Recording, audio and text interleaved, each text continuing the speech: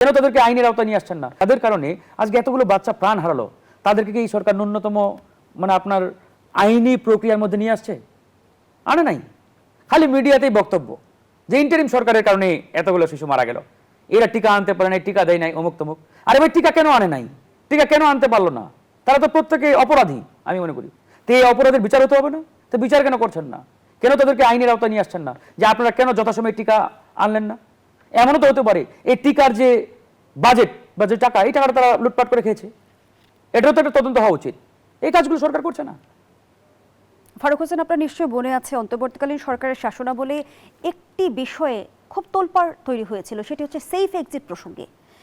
এই যে দায়মুক্তির কথা আপনি বলছেন, এই যে অপরাধের বিষয়গুলো তদন্ত হচ্ছে না, তাদের আইনের আওতায় আনা হচ্ছে না, এই বিষয়গুলো কি আসলে কোনোভাবে সেফ এক্সিটের সেই ধারাবাহিকতার অংশ কিনা? না, এটা বলতে পারেন ওয়ান কাইন্ড অফ সেফ এক্সিটের একটা নিউ ভার্সন বলা যায়। যে আগে ক্ষমতা থেকে তারা চলে যায় নাই, বাট তারা এমন একটা প্রক্রিয়ার মধ্য দিয়ে ক্ষমতাটা হস্তান্তর করছে যে তারা এখন নিজেরা সেফ আছে, শুধুমাত্র এক্সিটটা নেয় নাই। তো এটাও একটা নতুন ভার্সন। তারা তো আরামে এসে আছে, কারো বিরুদ্ধে কোনো অভিযোগ নাই, কারো বিরুদ্ধে কোনো অ্যাকশন নাই, কারো বিরুদ্ধে কোনো তদন্ত নাই।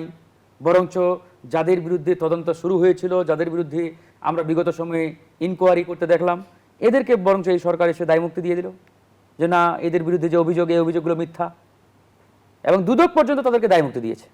আপনি দেখেছেন যে বেশ কয়েকজন এপিএস কিংবা ওই সাবেক উপদেষ্টাদের যারা দায়িত্বে ছিলেন, আপনার ব্যক্তিগত কর্মকর্তা, এদেরকে কিন্তু দায়মুক্তি দেওয়া হয়েছে কয়েকদিন আগেও, বেশ কয়েকজনকে।